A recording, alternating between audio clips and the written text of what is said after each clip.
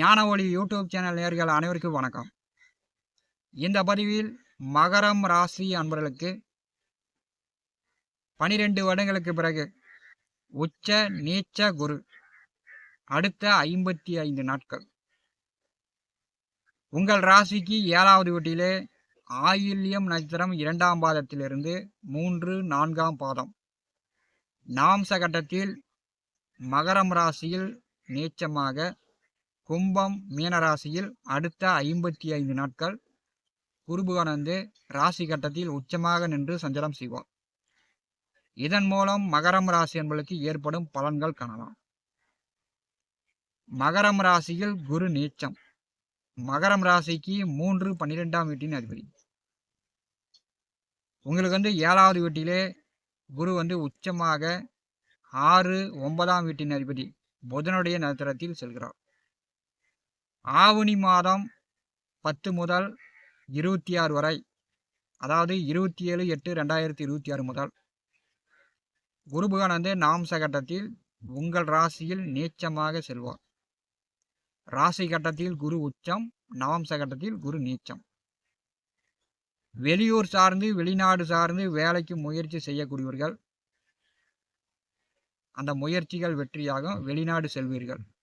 வெளியூர் வெளியிடம் வெளிநாடு சார்ந்து பணம் சம்பாதித்து கொண்டிருப்பவர்கள் அதிக பணம், நல்ல பணம் சம்பாதிப்பீங்க. வெளியில கொடுத்த பணம் கைமாட்டாவோ கடனாவோ வெளியில பணம் கொடுத்துருக்கிறீங்க, வரவே வராதுன்னு நினைச்ச பணம், வேலை செய்து கொண்டிருக்கிறீங்க, அந்த வேலையில் சம்பள நிலுவையில் இருக்கு, அந்த பணம் இந்த காலகட்டத்தில் உங்களை தேடி வரும். நவாம்ச கட்டத்தில் ஆவணி மாதம் 10 முதல் 26 வரை மகரம் ராசியில் குரு நீச்சமாக செல்லும்போது நீங்கள் செய்ய வேண்டியது என்ன?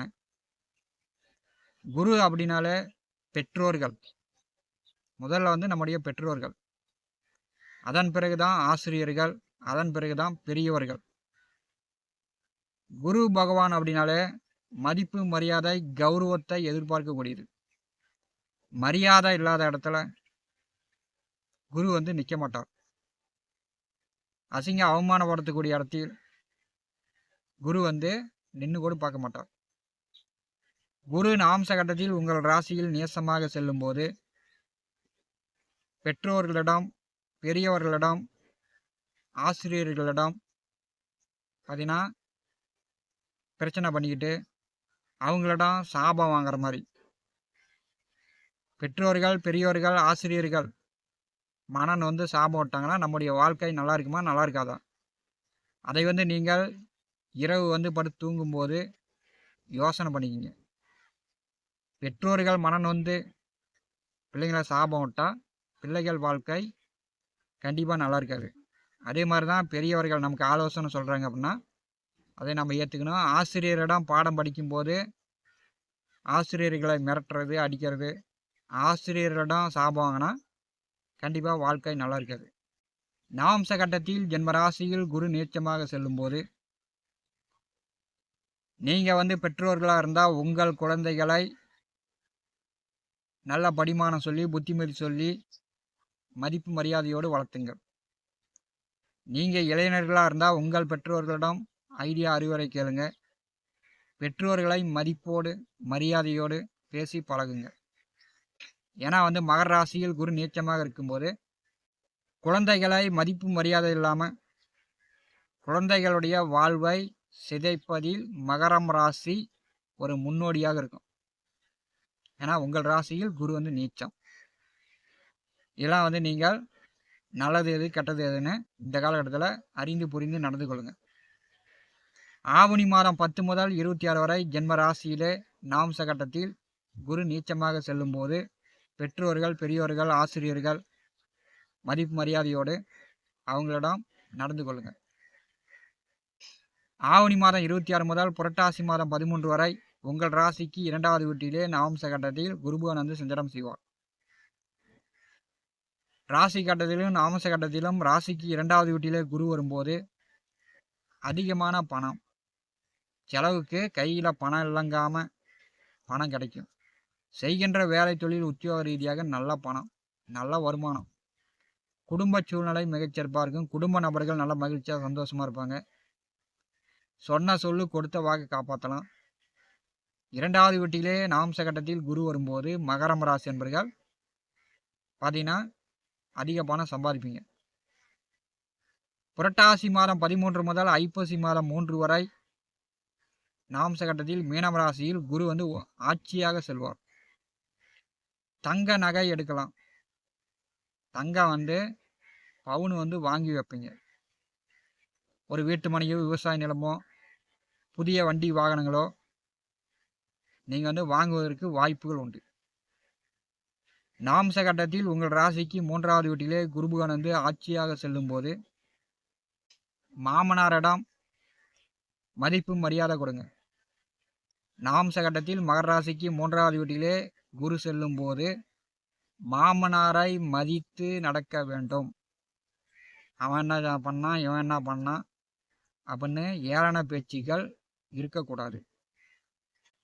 நாம்ச கட்டத்தில் மகரம் ராசிக்கு 3வது வீட்டிலே குரு ஆட்சியாக செல்லும் போது புரட்டாசி மாதம் 13 முதல் ஐப்பசி மாதம் 3 வரை உங்கள் குழந்தைகளுக்கு அல்லது உங்கள் பேர பிள்ளைகளுக்கு மொட்டை அடிக்கலாம். தங்கத்தில் பவுன் எடுத்து காது குத்தலாம். கோவிலில் வேண்டுதல் நேர்த்தி கடன் செய்யலாம். மகரம் ராசிக்கு 7வது வீட்டிலே குருபகவான் வந்து உச்சமாக செல்கிறார். குரு பலன் இருக்கிறது. குரு பார்க்க கோடி தோஷம் விலகும். அப்போ வந்து தம்பதியருக்குள் நல்ல ஒற்றுமை அந்யோன்யம். 7வது வீட்டிலே குரு உச்சமாக இருக்கும்போது திருமண வயதில் உள்ளவர்களுக்கு திருமணம் நடக்கும். திருமணம் செய்து கொள்ளக்கூடிய ஒரு காலகட்டம். உங்களுக்கு வந்து 12ஆம் அதிபதி 7ஆம் வீட்டில் உச்சமாக இருக்கும்போது வெளியூர் சார்ந்து வெளிநாடு சார்ந்து வேலை தொழிலுக்கு முயற்சி செய்யக்கூடியவர்கள் உடனே அந்த வேலை கிடைக்கும். வெளிநாடு போய் பார்க்கலாம். வெளிநாடு பயண போக்குவரத்து விமானத்திலேயோ ட்ரெயின்லேயோ வெளிநாடு பயண போக்குவரத்து உங்களுக்கு சிறப்பாக அமையும். அதாவது ஐப்பசி மாதம் 3ஆம் தேதி வரை மகரம் ராசி என்பதற்கு இன்னொரு 55 நாட்கள் உச்ச நீச்ச குரு உங்களுக்கு பலன்களை வழங்கப் போகிறார். மகரம் ராசி என்பவர்கள் சிறப்பாக பயன்படுத்தி கொள்ளலாம். 7ஆம் இடம் குரு உச்சமாக செல்லும்போது சித்தர்கள் ஜீவசமாதி வழிபாடு, சித்தர்கள் சாமியார்கள் சன்னியாசிகளுக்கு உங்களால் முடிந்த உதவிகள் செய்யுங்க. ஒருவேளை சாப்பாடுனாச்சும் வாங்கி போடுங்க. அவங்களுடைய அனுகிரகம் ஆசீர்வாதம் மகரம் ராசி என்பதற்கு பரிபூர்ணமாக கிடைக்கும். குரு பலன் இருக்கும்போது மகரம் ராசி என்பர்கள் மற்றவர்களை சாபங்கமாக ஒற்றாதீங்க. மற்றவர்களை ஆசீர்வாதம் செய்யுங்கள். மற்றவர்களை குறிப்பாக வந்து உங்கள் பிள்ளைங்களை, பெற்றோர்களை, உடன் பிறந்தவர்களை, சொந்த பந்த உறவுகளை ஆசீர்வாதம் செய்யுங்கள். அன்பு பாசமாக பேசுங்கள். மகரம் ராசி என்பதற்கு அடுத்த 55 நாட்கள் உச்ச நீச்ச குருவின் மூலம் குரு வந்து உங்களுக்கு உதவி செய்வார். குரு பலன் இருக்கும்போது தான் நாம் நினச்ச மாதிரி எதிர்பார்த்த மாதிரி நம்முடைய தேவைகள் பூர்த்தியாகும். குரு பலன் இருக்கும்போது தான் நாம் நினச்ச மாதிரி எதிர்பார்த்த மாதிரி நம்முடைய தேவைகள் பூர்த்தியாகும். ஞான ஒளி யூடியூப் சேனலை பார்த்து கொண்டிருக்கக்கூடிய அன்பர்கள், இதுவரை நம்முடைய சேனலை சப்ஸ்கிரைப் செய்யாத அன்பர்கள் மறக்காமல் சப்ஸ்கிரைப் செய்து கூடவே இருக்கின்ற ஆல் பட்டன் அழுத்திங்க. நன்றி, வணக்கம்.